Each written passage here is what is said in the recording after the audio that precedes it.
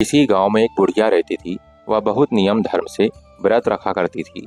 एक दिन भगवान के घर से यमदूत उसे लेने आ गए और वह उनके साथ चल पड़ी। चलते चलते एक गहरी नदी आई तो यमदूत बोले कि माई, तुमने गोदान की हुई है या नहीं।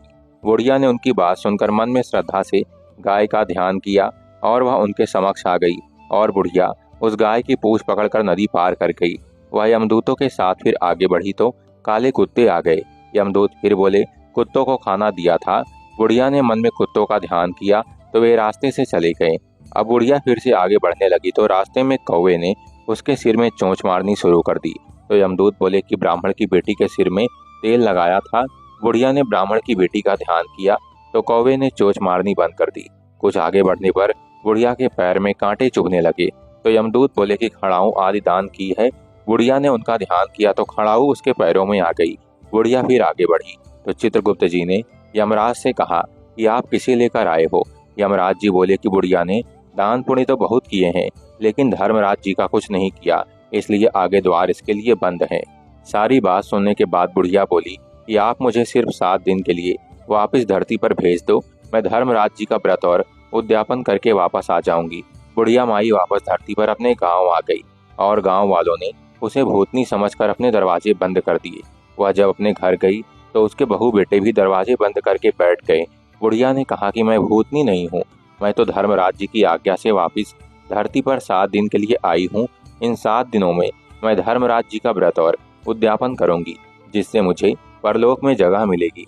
बुढ़िया की बातों से आश्वस्त होकर बहू बेटे उसके लिए पूजा की सारी सामग्री एकत्रित करते हैं, लेकिन जब बुढ़िया कहानी कहती है तब वह होंकारा नहीं भरते, जिससे बुढ़िया फिर अपनी पड़ोसन को कहानी सुनाती है और वह होंकारा भरती है।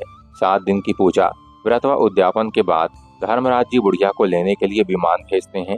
स्वर्ग का विमान देख उसके बहू बेटों के साथ सारे गांव वाले भी स्वर्ग जाने को तैयार हो गए। बुढ़िया ने कहा कि तुम कहाँ तैयार हो रहे हो, मेरी कहानी तो केवल पड़ोसन ने सुनी है, इसलिए वही साथ जाएगी। सारे गांव वाले बुढ़िया से धर्मराज जी की कहानी सुनाने का आग्रह करते हैं। तब बुढ़िया उन्हें कहानी सुना देती है। कहानी सुनने के बाद सारे ग्रामवासी विमान में बैठकर स्वर्ग जाते हैं तो धर्मराज जी से कहते हैं कि मैंने तो विमान केवल बुढ़िया को लाने के लिए भेजा था। बुढ़िया माई कहती है कि हे धर्मराज, मैंने जो भी पुण्य किए हैं उसमें से आधा भाग आप गांव वालों को दे दो। इस तरह से धर्मराज ने ग्रामवासियों को भी अपने स्वर्ग में जगह दे दी। हे धर्मराज महाराज, जैसे आपने बुढ़िया के साथ सभी गांव वालों को स्वर्ग में जगह दी, उसी तरह से हमें भी देना। कहानी सुनकर हुंकारा भरने वालों को भी और कहानी कहने वालों को भी जगह देना। जय जय श्री हरि। हरे कृष्ण, राधे राधे।